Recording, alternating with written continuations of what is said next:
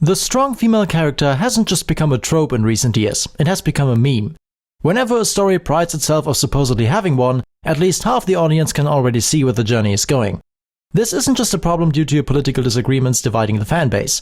Even the story itself often becomes predictable as a result. If the protagonist is a strong, empowered woman, we can already predict who her allies are going to be, who the bad guys are going to be, emphasis on guys, and what the story's message is going to boil down to in the end. Now, why this particular message is so widespread among our current stories, that is something I have discussed in the previous video.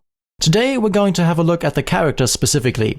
Why some female characters do resonate with the audience, male and female viewers alike, whereas others are pretty much only being regarded as examples of the very memes I just described. Now, we're going to take a deep dive here. We can't just look at female characters in isolation. We have to compare them against common tropes of male characters in order to understand why some of these tropes translate to female characters while others don't.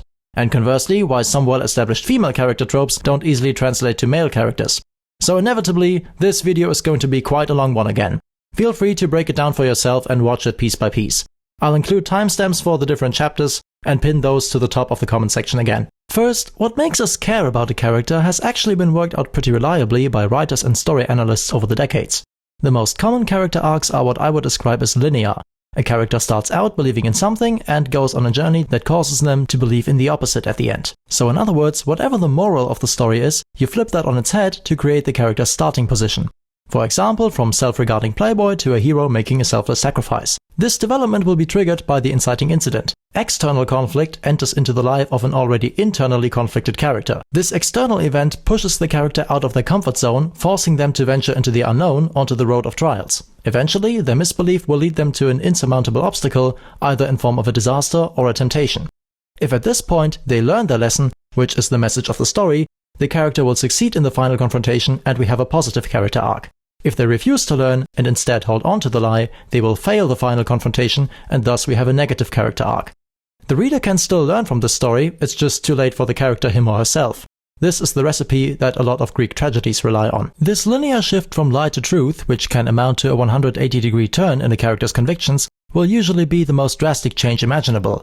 Therefore it will be memorable and therefore this basic formula usually works. Understandably, for some this approach looks like the four-chord song of writing. The change is too drastic, the moral of the story too black and white, it may be too cliché, and the message too much on the nose. Basically, if you can tell early on that the story is going for a linear trajectory, you can take whatever the character believes in at the beginning and extrapolate from there to predict what the moral of the story will be, the exact opposite. By extension, this can also render the plot predictable and therefore boring. The main question remaining here would be, even though you, the reader, can perhaps already guess the moral of the story, whether the character him or herself will do so too, or whether they will fail to learn their lesson and have a negative character arc instead. However, the trick is of course that you usually do not know at the beginning what type of arc a character will have. You can also experiment with other types of character arcs, such as flat arcs or test arcs, but do so at your own peril. For example, a character could already be believing in the truth, but the world around them does not, and so they become a champion of that ideal. Or they believe in the truth but are led into temptation by the lie. And if they overcome that challenge, they will ultimately return to the same perspective they've had at the beginning, just perhaps from a new angle. That would be a circular character arc. However, such characters tend to be more static than those who go on a transformative journey. They don't have much of an internal conflict left to resolve, so the only conflict they have to face is external.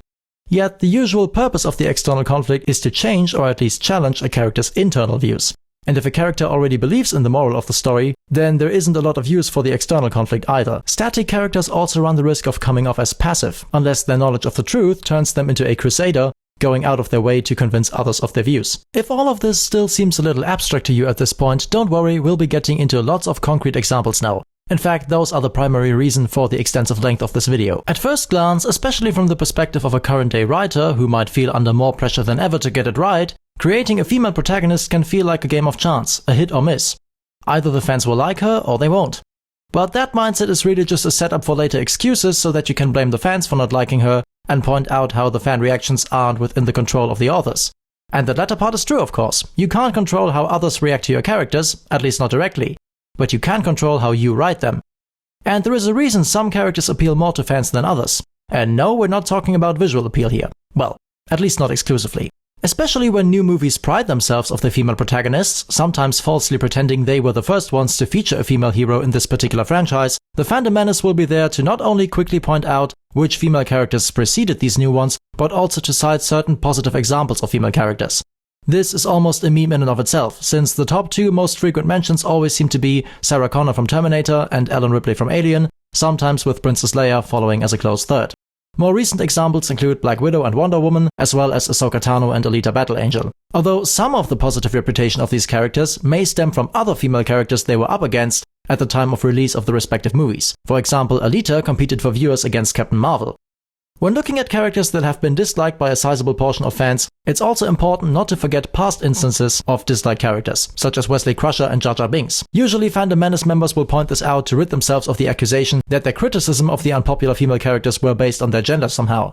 Instead, we can look for other common traits between the characters that have been fan-approved and those that have been largely fan-disapproved. On the positive side, we generally seem to find the archetypes of 1. The maternal protector or caretaker, 2. The adorable childlike optimist, and 3. The feminine warrior type, who are often created from a standard template for male heroes and then just happen to be female. While Alita and Ahsoka straddle the line between feminine and childlike, the female warriors are straddling the line between masculine and feminine characters. And sometimes this is even reflected in their physique. Gal Gadot once claimed that the training she did in order to play Wonder Woman was more intensive than during her time in the military.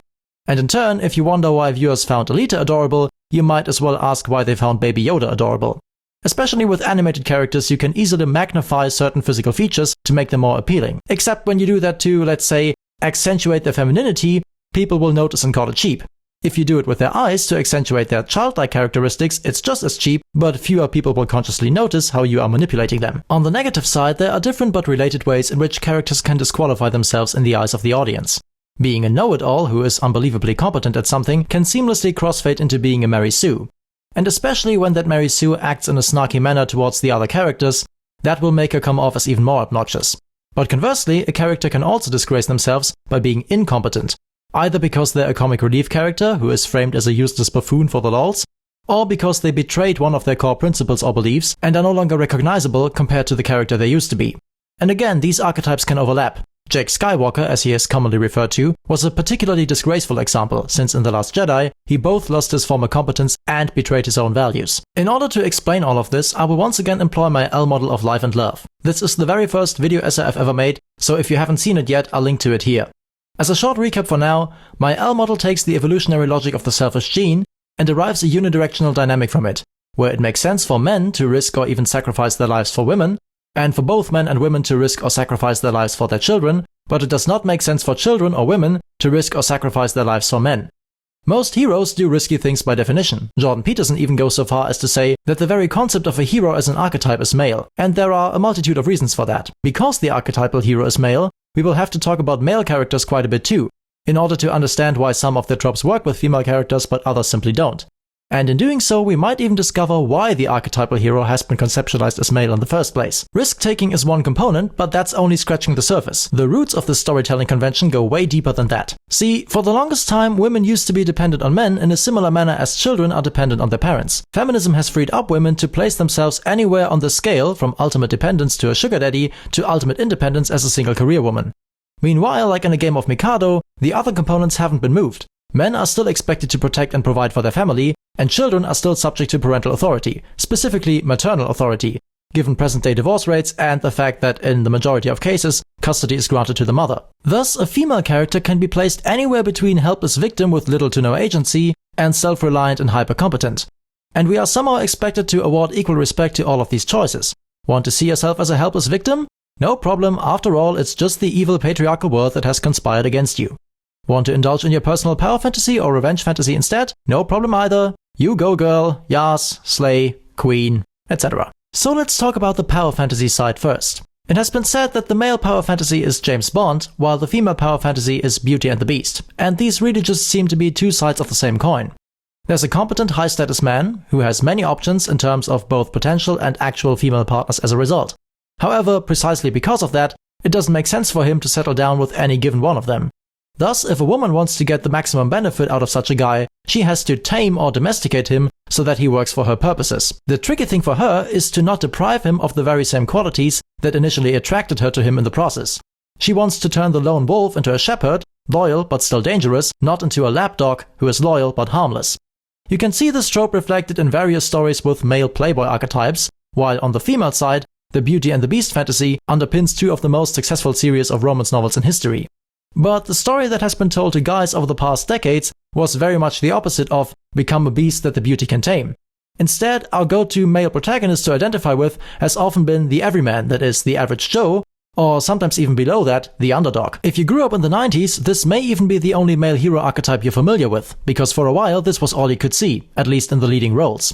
In these stories, despite all the courage the male hero may demonstrate in combat, his weakness to compensate for that is usually being socially awkward, especially when in the presence of women.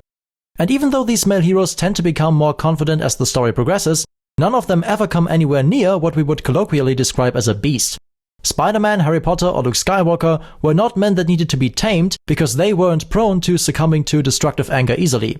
And yet, there is a reason why none of the Spider-Man actors were voted to be sexiest man alive, but rather a certain someone who played Wolverine. At least some of these Everyman stories were self-aware enough not to let the protagonist get together with the love interest at the end. Although we could argue that Eragon is essentially just the same story as Star Wars, but transported into a run-of-the-mill fantasy setting. And in Luke Skywalker's case, the revelation that Leia is his sister gives him a convenient excuse. In all likelihood, even if they hadn't been related, Leia still wouldn't have chosen him, but the self-identified scoundrel Han Solo. The brother and sister plot twist kind of swept this vital realization under the rug. Spider-Man, meanwhile, actively makes himself less attractive to Mary Jane when he becomes more playboy-like in the third movie as a result of wearing the black symbiote suit. At the end of the first movie, however, Peter Parker is actually the one who has to friendzone Mary Jane, because he knows her being his girlfriend would be too dangerous.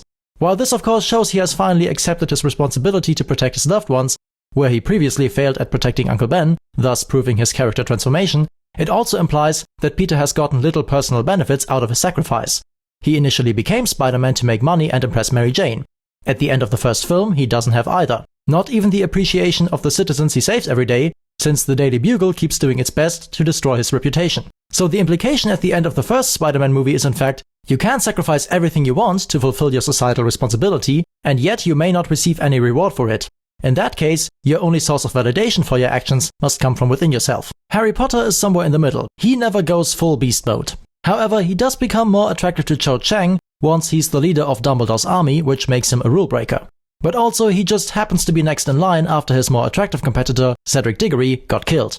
With Ginny, Harry gets together after a Quidditch match, in which she had to chip in for him while he was having detention with Snape. So he wasn't actually the hero of the evening, because he didn't contribute anything to his team's victory. Since that Quidditch match was against Ravenclaw, it was in fact Ginny who had to literally compete against Harry's former love interest Cho. All of this seemed a little odd, with little indication why Ginny suddenly decided to let him out of the friend zone. Then again, the main reason why Harry was in detention was that he had cast Sectum Sempra on Malfoy. So that might count as another bad boy breaks the rules moment. Ginny in fact defended Harry against Hermione's criticism for using the spell, arguing that it was a good thing he was able to defend himself, given that Malfoy tried to use an unforgivable curse on Harry. Yet ultimately, Sectum Sempra was not a deliberate act of malevolence on Harry's part, rather it was one of incompetence. He used a spell he had never heard of willy-nilly. In the end, the everyman and underdog trope follows the opposite trajectory compared to the Beauty and the Beast trope. You have an initially incompetent character who builds himself up into someone competent and dangerous, rather than an already competent and dangerous character who needs to be tamed in order to put his skills to good or merely non-destructive use. Since young men start out as undesirable unless they build themselves up into someone useful, it is clear why these types of stories appeal to them, as well as to anyone, male or female, who is on a personal self-improvement journey. But from a distinctly feminine perspective, there is little to do here.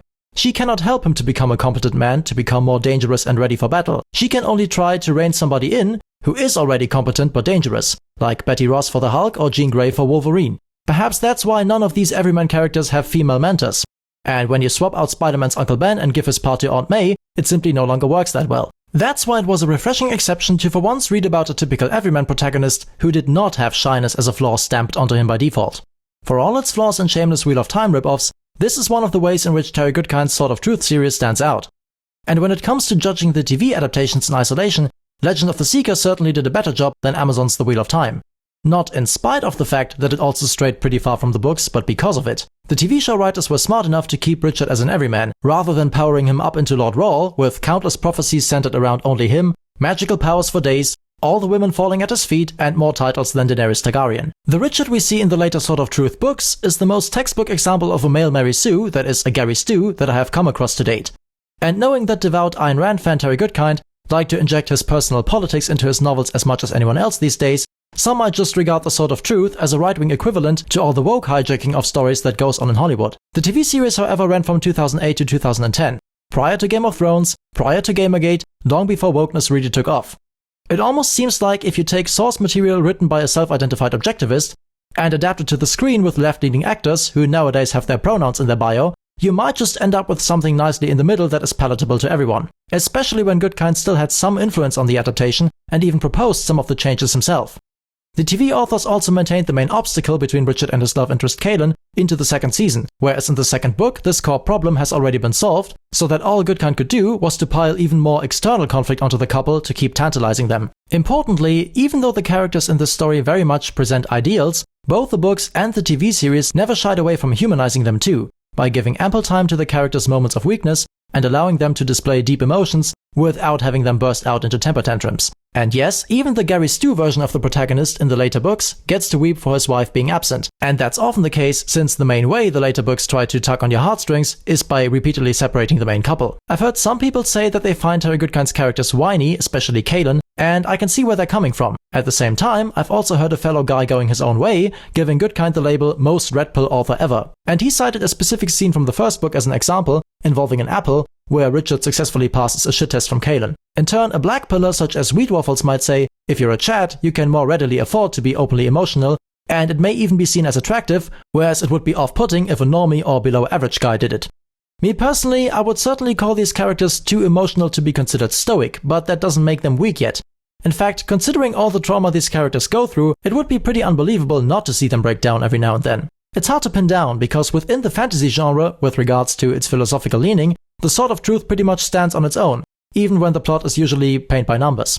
Also, objectivism isn't synonymous with American conservatism, and then again, I've heard other Ayn Rand fans say that they don't actually consider Goodkind an accurate representation of their beliefs. That's why I'd be interested to hear what Alexander Grace thinks of the male-female dynamics as presented in Goodkind's books, or other objectivists in the audience. I guess there might be quite a few among the guys going their own way. Ultimately though, having an everyman be a Chad is kind of self-defeating for the trope, because by definition, a Chad, one of the top 10 to 20% of men, is not an everyman, and to frame him as one could be considered an apex fallacy, where you judge those guys in the middle by what the ones at the very top are doing. The female version of the everyman doesn't usually face this higher standard. For example, she will usually not be the high school cheerleader, and she won't be the valedictorian either. Instead, as supposed everywomen, we often end up with these modern plain Jane type characters that we see in Twilight and Shades of Grey. That's why they're blank slates on purpose. They're designed to be boring, without any memorable personality, because they're supposed to be nothing more than a blank canvas for the audience to project themselves on. But why then does it seem to be easier for women to project themselves on an every man like Harry Potter than for men to relate to an every woman like Bella Swan or Anastasia Steele? We'll discuss that in more detail later in this video, but in short, part of the reason for this is that Harry Potter and other male characters like him don't actually stay everyman forever. They are more proactive characters than Bella or Anastasia, and also undergo a much more pronounced character development. Those two features are connected, but they are not the same. Later, when we look at the Mary Sue, we will discover that a character can be the most proactive one in the story, but still not have a lot of character development to show for. Now, part of the reason why Twilight and Shades of Grey are often viewed as trash will probably just come from the realization, whether conscious or subconscious, that these stories are essentially just adult movies in word form, and that in fact they might be more effective than adult movies when it comes to a female audience, because in written form they get the reader's imagination going, rather than just stimulating them with images while they're watching passively. But the passivity of the protagonists in both Twilight and Shades of Grey is the other huge contributor, I would argue, because the leading lady gets dragged into this special and exciting life, either one of magic and eternal youth, or one of extreme wealth and bedroom gymnastics, without having to work for it. In fact, Bella Swan and Anastasia Steele don't really have anything special going on in their lives before Mr. Right swoops in, whereas the Disney princesses from the fairy tales are at least, well, princesses from the outset. So it's almost like the Beauty and the Beast fantasy has been revised, and the bar of requirements for the female character has been lowered even further, so that everyone can indulge in the fantasy. You no longer have to be a princess to deserve a top guy, and to get him to commit to you, you could just be the girl next door. Now it's plain Jane and the Beast. Perhaps not a great message to tell young girls, but certainly a hugely profitable one. This is essentially what happens when you make the damsel in distress the protagonist of your story. The Beauty and the Beast type stories can be seen as a female power fantasy, but also as the opposite of a power fantasy, a powerless fantasy, or if you prefer, a victim fantasy. If with great power comes great responsibility, then, as I've said before, it does not make sense to take responsibility for something you have no power over. Thus, if you really want to shake off the burden of responsibility, there's nothing more relieving than telling yourself you had no power. You're just a cue ball in the hands of fate. The problem is that, as a result of all of this, you end up with a passive protagonist. And that is one of the biggest no-nos you can have in storytelling. Just think about your initial gut reaction to a passive male character, even if he isn't the protagonist of the story, or at least isn't the hero any longer. In the latter case, his passivity usually has something to do with that. Would you want to read Harry Potter if it was told from Ron's perspective? Would you want to watch Star Wars if it had been told primarily from Princess Leia's perspective? She may have been more proactive than Bella and Anastasia, but ultimately, she was still a princess who had to be saved. Protagonist isn't a job that you can simply give to any character in a story. It is a position that a character has to earn, usually in hindsight, because the protagonist is oftentimes the first one in a story we get to meet. But then they quickly have to convince us, the audience, that engaging with their story will be worthwhile. Stories with passive protagonists either reduce their main character to a viewer watching from the sidelines, a victim of the whims of fate, or into a MacGuffin that other characters have to chase. In short, they reduce this character to an object. This is something that feminists have been criticizing extensively when it's done by male authors, with tropes such as fridging reducing a female love interest to nothing but an incentive to motivate the male hero. But apparently what feminists didn't expect is that female authors would not only create such object-like characters too, but that they would even go one step further and even make them the protagonists of their stories. And that these female authors would also make a huge buck off of doing that. And as much praise as I've given to Abbie Emmons in a previous video, even her debut novel 100 Days of Sunlight also has this problem. The protagonist is a 16-year-old girl named Tessa who goes blind for 100 days as a consequence of a car accident she's been involved in. And because Tessa has a poetry block, her family recruits a 16-year-old boy named Weston, who happens to have had his lower legs amputated, as a typist for her, without telling her that he's disabled too, and in contrast to her, permanently so. Now, as someone who has worked with visually impaired people, I can tell you it's actually possible for even fully blind people to work on a computer. They can use speech recognition software to write, and audio output software with synthesized voices to have digital text read to them. They can even use braille keyboards, which contain retractable pins, so that they can use their index finger to feel and read what is written on a screen. Adapting to these new conditions by mere necessity, that is probably the type of development that a male character turning blind would have had to go through. Tessa, however, doesn't learn any of these things, since she relies on her blindness being temporary. Instead, a boy is coming into her home to solve her problems, notably against her will initially, which requires him to pass quite a few shit tests until she accepts him. Added to that, the book contains so many flashbacks showing how Weston himself dealt with his own impairment that you might as well consider him the main protagonist, rather than the mentor figure and simultaneous love interest for the much more passive protagonist Tessa. Even at the very end of the story, when she finally does get a chance to be a little more proactive, she's nowhere near as proactive as she could be at that point. In short, 100 Days of Sunlight is essentially Sleeping Beauty with her eyes open. Don't get me wrong, it was a fun read, even though this is normally not my type of genre at all. So the author clearly knew what she was doing in terms of the writing technique she applied. And it was interesting to see all of these shit tests that Tessa throws at Weston, and how a female author describes this manic pixie dream boy character passing all of those shit tests. Perhaps most crucially, in contrast to what Rollo Tomasi would have you believe, Abbie Emmons actually took the time to depict Weston's struggles in literally getting onto his now artificial feet again, by including all of these extensive flashback scenes. It's just that in doing so, Abbie effectively ended up creating yet another male protagonist, because he is the proactive one, for a story that is supposedly about a female protagonist. With that, we've come full circle. While I announced that we would discuss the power fantasy first, now it actually seems like the damsel in distress is one form of female power fantasy. But of course, there is at least one other form of female power fantasy, and that's the one that seems to be becoming more and more prevalent these days. So get out of the way, damsel in distress, with your allegedly internalized misogyny. Make way for Mary Sue. The term Mary Sue describes a flawless, infallible, and usually heroic character who becomes boring as a result of that perfection. The male equivalent of this is either called Gary Stu or Marty Stu. The name Mary Sue, of course, originally came from a piece of Star Trek fanfiction. But those are not the origins of the trope itself. They are, in my view, much older. Based on the principle of Hanlon's razor, never attribute to malice what you can attribute to incompetence, I think these characters are often created by accident. More frequently, this can happen when an author actually tries to create a paragon, and we will discuss what that is in a minute. But historically, I actually regard the Mary Sue archetype as a modern continuation of a character named Iphigenia, taken from ancient Greek mythology. At least if you go by the way that German poet Johann Wolfgang von Goethe imagined her in his eponymous play Iphigenia of Taurus. Iphigenia was the daughter of King Agamemnon, a participant in the Ilias, the war of the Greeks against Troy. Agamemnon offended the goddess Artemis by hunting and killing one of her sacred stags. So Artemis uses unfavorable winds to prevent his fleet from going to Troy, unless Agamemnon sacrifices his oldest daughter Iphigenia to her. In the movie Helen of Troy, which I briefly flashed in a previous video, Iphigenia actually dies from the sacrifice, as she does in a few other versions of the story. In the movie, it's mainly to give Agamemnon's wife, Iphigenia's mother, yet another reason to kill Agamemnon at the end, which the viewer perceives as even more justified at that point, because Agamemnon also orangutaned Helen during the conquest of Troy. In other versions of the myth though, Iphigenia doesn't die, the goddess Artemis merely makes Agamemnon think so in order to punish him, and instead carries Iphigenia away to the island of Tauris. Thus, sacrificing his daughter to Artemis really meant that Iphigenia had to become a servant of Artemis. When she rejects the advances of the island's king Thoas, he threatens to force Iphigenia to now sacrifice other humans to Artemis herself, those who get shipwrecked and wash ashore on the island of Tauris. So the story is about her escaping from the island, together with her brother Orest and his cousin Pylades, without simply abandoning her duty to Artemis and King Thoas.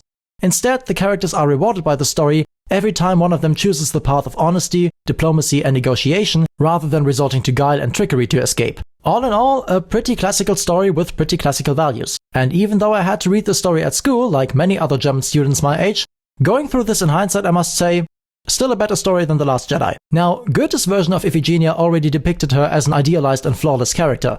And considering this play was written in the late 18th century, his Iphigenia was probably already a rather progressive depiction. She solves the final conflict herself, instead of a deus ex machina stepping in, a trope that was so common in antique storytelling that it was named after the tradition. She also has an internal conflict, the timeless struggle between duty and inclination. But in contrast to a modern-day Mary Sue, she was still a lot more passive. It's her brother Orest and his cousin Pylades who proactively seek out the island. At the end of the day, she is still a damsel waiting for a savior. Sounds familiar? The difference is that Bella and Anastasia are passive without being idealized. Or rather, their male love interests may be idealizing them, but those characters don't perceive themselves as ideal. And since they are the narrators of the story doesn't frame them as ideal either.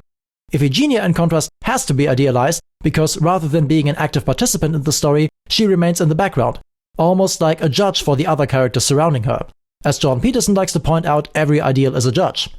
An ideal is also something unattainable. You can strive to achieve 100%, and to be fair, you probably have to, only to realistically end up with at least 70% of what you aimed for in the end.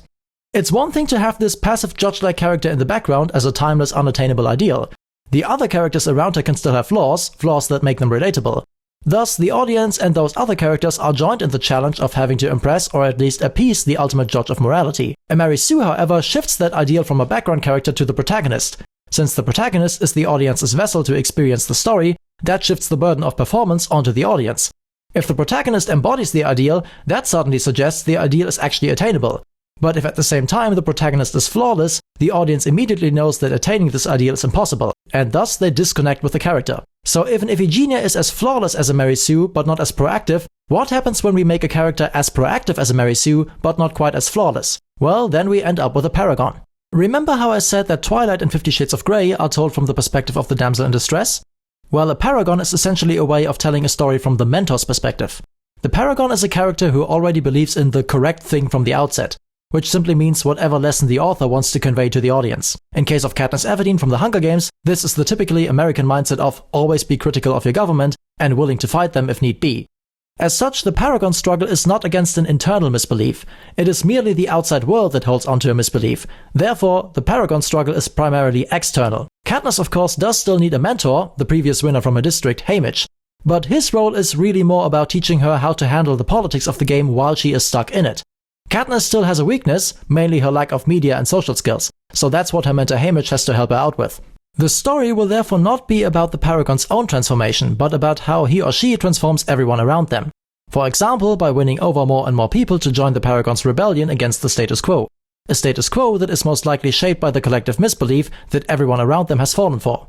You can probably tell that there is already quite some level of hubris in that. The protagonist is the only person who knows the truth, therefore they are good the way they are and don't have to change. Instead, everyone around them ought to adapt to their worldview. The most interesting way, because it's the most nuanced way to do this, is to combine the transformation of the outside world with a test arc for the Paragon him or herself. Meaning at least one point in the story the Paragon has to stop and question their own beliefs, wondering if their opponents might have a point after all.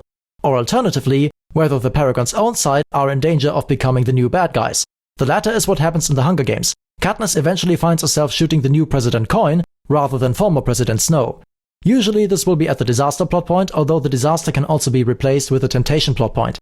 And since the Paragon is already doing the right thing by definition, a temptation that threatens to lead them astray often makes the most sense here. One way or another, there will always be the inherent danger of the Paragon coming off as heavy-handed messaging. That is because the Paragon by definition embodies the message. They are a personification of the truth the author wants to shout from the rooftops. Meaning they are an avatar of what the author believes to be the truth. In reality, that makes them nothing but a personal worldview elemental. And because the Paragon is directly shaped by the author's personal views, they are prone to becoming a full-on self-insert for the author. Hermione Granger is a famous example here. Self-inserts have a worse reputation in author circles than Paragons, I'd say, simply because the author is obviously biased to depict them as a more positive version of themselves. In the best case, the self-insert is an ideal, the best version of themselves that the author strives to be, while having the humility to admit that their real-life self hasn't achieved this lofty goal yet. In the worst case, however, the self-insert is simply identical to who the author is right now, and all of their shortcomings are reframed as positives. Or when the self-insert does fail, they are not the ones to blame. Much like with a Paragon, such self-inserts are rarely ever wrong, the world around them is. This gives the author an outlet to do what all psychologically healthy human beings like to do, externalize failures while internalizing successes. Both of which are two sides of the same coin, keeping one's own self-esteem intact. The only thing that stops the self-insert from turning into a delusion of grandeur is that the self-insert can still fail at something. In Harry Potter, there are clearly stated things that Hermione cannot do. For example, while she has a history of going on dates with Quidditch players, she isn't actually particularly good at flying on a broomstick herself. And when it comes to Wizard's chess, despite all of her intelligence, somehow she always loses, simply because Ron is more experienced at it. Finally, she wasn't born for combat, but needs to learn pretty much all of her self-defense skills from Harry. And even that doesn't save her from being overpowered by Death Eaters in the 7th book, with Bellatrix Lestrange performing some human carving work on her. And that ultimately is what keeps Hermione relatable, even though she is much more overly competent in the movies compared to the books. We'll get back to that in a second. It is only when you have a character that embodies your personal views, plus a bunch of other aspects of your personality, and you also cannot get yourself to put that character through any genuine hardship, that she turns into a Mary Sue. Or in case of male characters, a Gary Stu. A Mary Sue is therefore essentially just a terminal case of a Paragon simultaneously acting as a self-insert with little to no self-awareness. The self-insert can actually still be used by the author for the purpose of self-deprecating humor, but that of course requires you as an author to be aware of at least some of your own shortcomings. Likewise, the Paragon can still be used as a way to test the author's personal views with the aptly named test arc by having the Paragon go up against absolute steelman versions of any opposing worldview they might encounter. The Mary Sue, however, warps the very fabric of the universe she inhabits around herself. The entire setting adapts to suit her wishes, to make sure that she is always right, always endorses the same position as the author, never fails at any challenge, and when she does, it's because she chose to heroically sacrifice herself for the supposed greater good. At least that's what applies to the original namesake Mary Sue from Star Trek fanfiction, I would say. Rey from Disney's Star Wars is actually a somewhat special case, because while she was obviously made to embody the worldview that the Force is female, she was written by male authors, several different ones, not just a single person, but on behalf of a female producer. Perhaps if she had been some female author's genuine self-insert, at least Rey might have had some quirks that could have made her more unique and memorable. Instead, the authors took the template for a male hero and then entered a cheat code for God mode. First, they made her boring on the outside by having her breeze through all of the external conflict with ease, and then they also made her boring on the inside by making her stoic without any internal struggles. Aside maybe from the question why her parents left her behind, but the setup for that was pretty much squandered by The Last Jedi, and The Rise of Skywalker then struggled to revive that conflict, and also Rey seemed to have little problems fending for herself on Jakku. Finally, all of this might still have worked if Rey had been more of a Paragon, with the story focusing on how she would have transformed everyone around her in order to create a new rebellion. Instead, the story often showed her outsmarting and overpowering her own friends and allies, rather than inspiring them to do anything they themselves might be competent at. See, the problem isn't when characters are competent, the problem is specifically when they are competent at another character's expense. A Paragon is already a more or less complete person themselves, but wants the others around them to succeed.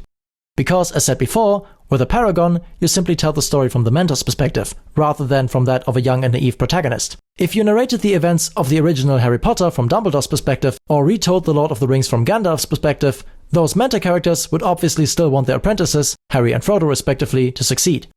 The know-it-all, in contrast, comes with the inherent connotation of being better than the other characters, which is often more easily achieved for the writer by not making the know-it-all actually smarter than the others, but by simply dumping the other characters down whenever the know-it-all enters a scene. This was one of the primary complaints about Wesley Crusher. As soon as the story gave him a genius moment, Geordi and Data often had to temporarily lose 20 IQ points each in order to make that plot twist plausible. And film Hermione was not only given some of Ron's few genius moments, but also several of his heroic moments, so that film Ron looks like a buffoon and a coward in comparison to her. When in reality, what happened was that film Hermione was propped up at Ron's expense. The know-it-all can also perpetuate the idea that brains are inherently better than brawns. While this may be an understandable power fantasy for someone who used to be a teacher's pet and fantasizes about getting back at their high school bullies, it's also a trope that illustrates the growing societal divide between academics and working class. And ultimately, it only breeds contempt and resentment on both sides. The academics lack gratitude for the hard physical labor that is being carried out by the working class, and those doing physical labor may feel disdain for the academics because a lot of them waste their intelligence on some BS corporate job that provides little apparent benefits for society overall. Plus, many of these jobs are done from within a comfortable office space, so they might not even qualify as real work to begin with in the eyes of someone who does physical labor for a living. For example, the character you see in the center of the screen right now is the protagonist of the German animated show called Vicky, based on a Swedish book for kids.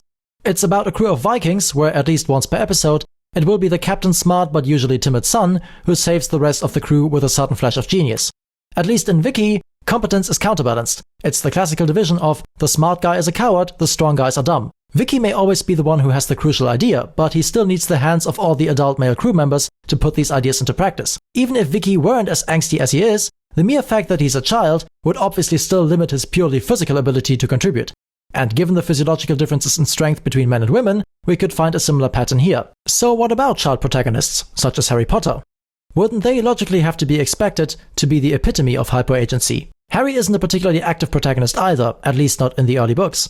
But we have to grant that those were the ones that got the hype started. Being an active protagonist was apparently not a requirement for Harry to win the readers over. In some sense, we do indeed have a similar setup here as in Twilight or Shades of Grey.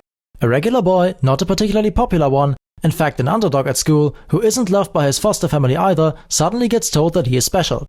Harry doesn't have to work for the privilege of going to Hogwarts, he just receives his invitation via mail. And since the Dursleys do the refusal of the cold step of the hero's journey for him, Harry can't even go to Hogwarts himself. Instead, just like in Sleeping Beauty, he must be rescued by an outsider.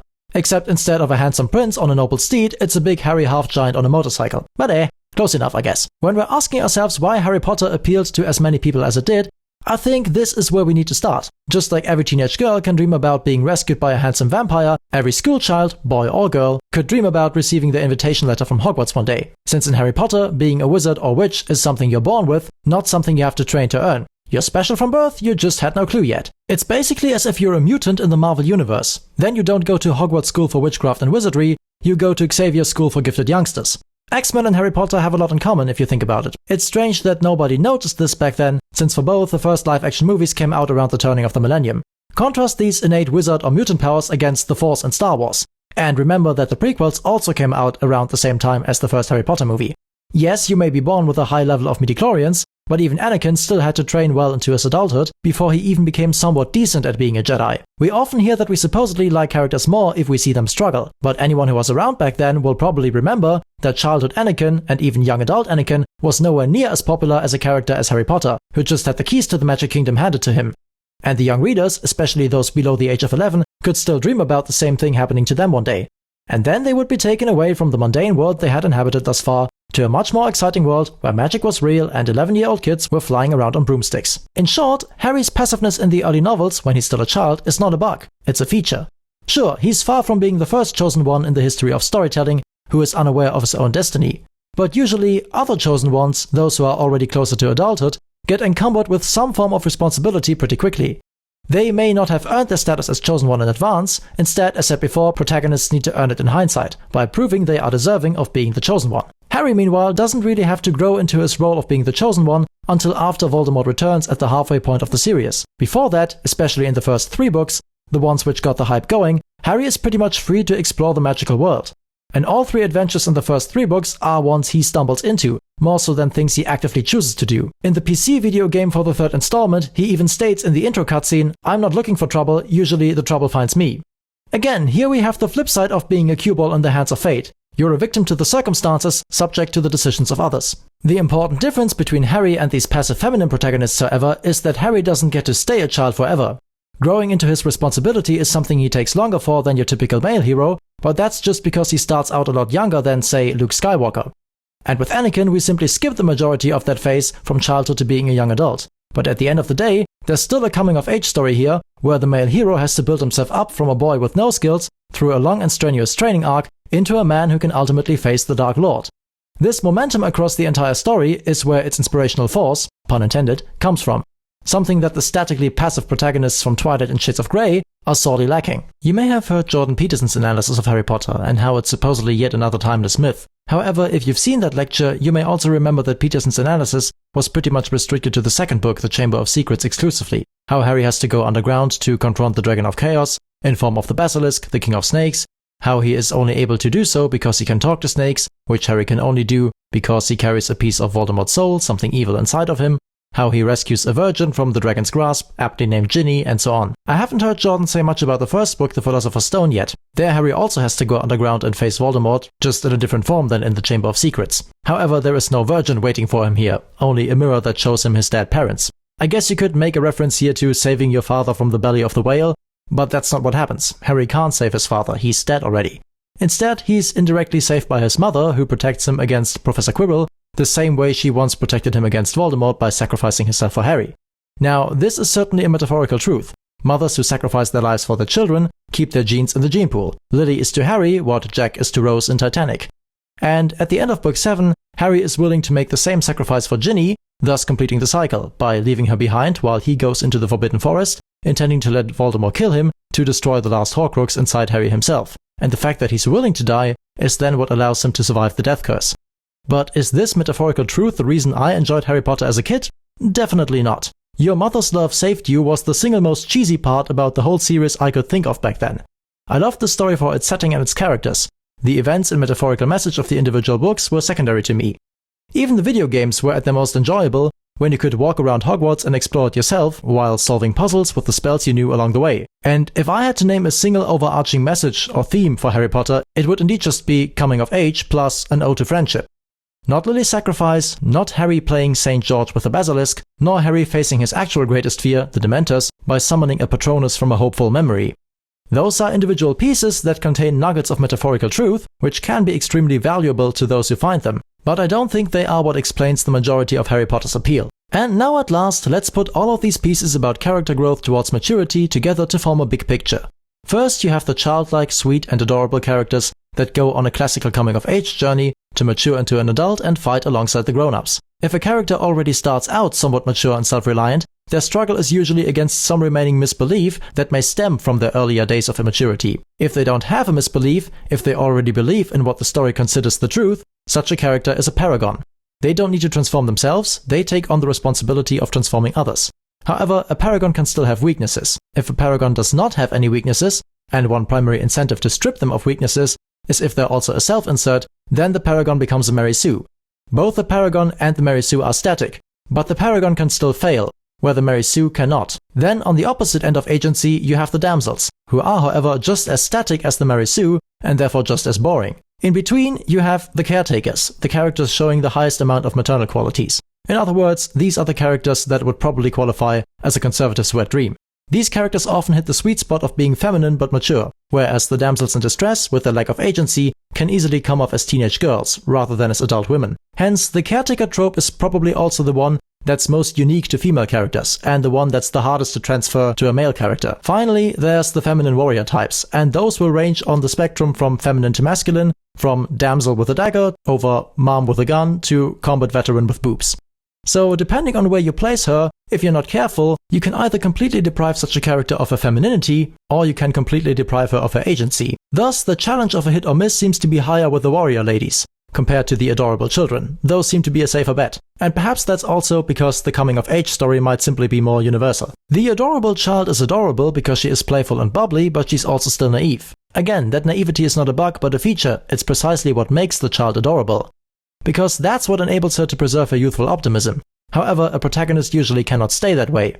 Unless the child is a paragon, who transforms everyone around them with their infectious positive attitude, rather than going through a transformation themselves, the child will eventually have to learn that the world isn't such a nice and cozy place after all.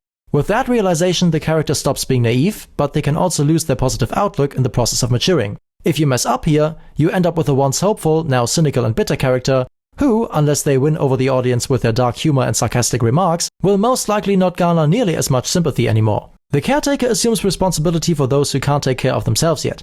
However, ultimately, those social responsibilities will also always be more important to her than the ultimate pursuit of truth. The Paragon, as established before, already knows the truth and acts based on that knowledge for the benefit of others.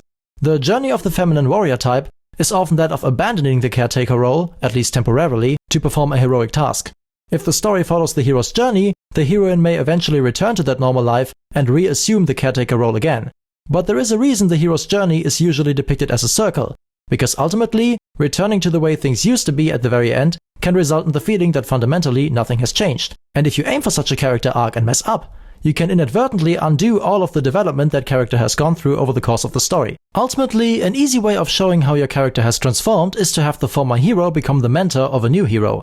After all, much like the Paragon, the mentor is someone who has already completed his transformation. Of course, if the archetypal hero is male, then if heroes eventually become the new mentors, the archetypal mentor will also be male. Perhaps that's why one of the tips Abbie Emmons gave on how to write a female character who, quote, isn't totally annoying, was to let her learn something from a man. Ideally, someone who has been through hell and back and can show the younger protagonist how to navigate the world in spite of all of its dangers. In the LEGO Bionicle story, this idea of former heroes, the Toa, eventually becoming the new wise mentors, the Turaga, was almost a law of the universe, up to the point of it being explicitly spelled out in the movies. So finally, speaking of characters who have already completed their journey and why those mentor characters usually tend to be male, let's talk about the two currently competing neo-masculine ideals. If the everyman, underdog and nice guy are no longer useful tropes to show young men, what positive new vision of masculinity do we have to offer them? While in recent years there has been somewhat of a counter-revolution to all of the underdogs and everyman characters of the past, the portrayal of male characters exuding confidence can take two different forms. And the primary question to ask ourselves here is this a character who can dish it out, or is this a character who can take a bunch of hits and still get up again? I've been observing with some degree of worry how a certain subset of the conservative-leaning fandom have found themselves rooting for narcissistic characters rather than for stoic ones. People who see Fletcher from Whiplash as an example of the tough love teacher we supposedly all need again, rather than as a diva who throws a temper tantrum as soon as something isn't going along exactly with their expectations. Or people who are cheering for Homelander from The Boys, but not just because he's a great villain, but just for him as a person overall. When I for one look at Homelander, I see a mixture of Gilderoy Lockhart from Harry Potter and King Joffrey from Game of Thrones. And in turn, whenever I look at Joffrey, I see Draco Malfoy with a crown. And as I've briefly touched on in my previous video, narcissists project a high level of confidence to the outside world, but their self-esteem is actually very fragile on the inside. That's why they're prone to becoming bullies. And if you cheer for these characters, or mistake their delusions of grandeur for genuine confidence, you're only giving the anti-male sentiment of the woke crowd free ammunition. Because whenever they refer to a male behavior as toxic, they might just be talking about narcissism. So if you allow the association of narcissism equaling masculinity to stick, you're ultimately accepting the framing of the wokesters. In between the narcissists and the stoics, you have the playboy characters. These are the modern manifestations of the aforementioned James Bond power fantasy. Iron Man may fall more on the narcissistic side, which is of course an interesting juxtaposition, hard shell, fragile ego. Harvey Specter from Suits in turn may fall a little more on the stoic side. On the other end of the spectrum you have the full-on stoic types. These are usually somewhat older, more mature men who have already sorted themselves out. In contrast to the narcissists, these guys are at peace with themselves, and therefore they can take one heavy blow after another and still always get back up again. Now this is the type of masculine ideal that I for one think we should be championing a lot more. Resilience, determination, endurance, and a self-esteem that's based on experience and competence rather than on the mere facade of those things. However, a common pitfall with stoic characters is to write them without any remaining internal struggle at all, which makes them less complex and therefore less interesting. The only remaining struggle that characters like The Witcher or The Mandalorian can face are external challenges, usually against some type of monster of the day. Keep in mind that one of the criticisms leveled at Rey, aside from her being overly competent at everything, was also that she was in fact too stoic. It's hard to empathize with a character who hardly seems to be emotionally affected by anything that's going on around them. The more interesting types of stoic characters are those that still have some unresolved issues from the past to deal with, but usually manage to keep this under control in their daily lives for the sake of remaining professional. In Wolverine's case, this is the trauma of the forceful medical intervention that gave him his adamantium skeleton. In Captain Picard's case, it's the trauma of having been abducted and assimilated by the Borg. Wolverine is of course a more sexualized version of this, since his character overlaps with the beast archetype that the Disney princesses out there might be hoping to tame. Captain Picard, meanwhile, is a male archetype we've seen very little of to date. Sure, we still have a lot of male leader characters, but only few of them are competent negotiators and diplomats. While Picard is mainly known for eloquently giving impactful speeches and for preventing violence by putting diplomacy first, remember that he is by no means a character incapable of violence. In fact, in the episode Tapestry, the connection between his eagerness to engage in combat in his youth and his later position on the Enterprise is shown directly, when the nearly omnipotent Q gives a dying Captain Picard the chance to go back in time and avoid the fight with the Nausicaans that led to his heart getting pierced. Picard consequently finds himself back on the Enterprise as nothing more than a lieutenant, now feeling disappointed because he knows he would have had the potential for so much more. So instead, Picard asks Q to allow him to go back yet another time, so that he can engage in the fight with the Nausicaans again, including the stab to the heart he takes at the end. And just like the first time, when he ultimately does get stabbed, he just laughs it off before passing out. This episode does a great job at showing that Picard is both someone who can dish it out and also someone who can take a lot of damage but still come out walking upright at the other end of the tunnel. Of course, his resilience to suffering is perhaps even more famously depicted in the episodes Best of Both Worlds and Chain of Command. Also, notably, in contrast to all these shy youngsters like Spider-Man, Harry Potter, Luke Skywalker and such, Picard isn't awkward around women. Instead, he is awkward around children. And why wouldn't he? That is not his domain. Taking care of children is a historically maternal task. On the Enterprise D, this domain is primarily represented by Dr. Crusher. Ultimately, Picard is the type of male ideal that we could use a lot more of in our fictional stories again. Because whether we're talking about stoic mercenaries, smug playboys, or straight-up narcissistic abusers, the other prominent male archetypes of today are in some sense primarily in the game for themselves. And conversely, responsible nice guys like Spider-Man do take care of others but still allow their boss, their landlord, their peers, perhaps even their girlfriends, to walk all over them way too often. They shoulder the burden of responsibility without getting much of a reward for it. Picard, meanwhile, is the synthesis of several of these male values: capability of enduring suffering, capability of resorting to violence if need be, and the willingness to use this competence for the benefit of others while still also getting some personal benefits out of it. Patrick Stewart himself once said in a making-of video for Star Trek that nothing really compares to holding the reins of power. And with Picard, in contrast to all those narcissists and playboys, the viewer has no reason to doubt that the captain has indeed earned this position. In conclusion, a quick recap of the character archetypes discussed today and why some of them work better for male characters while others work better for female characters. The adorable child going on a coming-of-age journey is a pretty universal story that can appeal to all demographics. The important part here is that the child doesn't remain a child, but will experience some growth towards maturity, which may come at the cost of losing a part of what made them adorable in the beginning.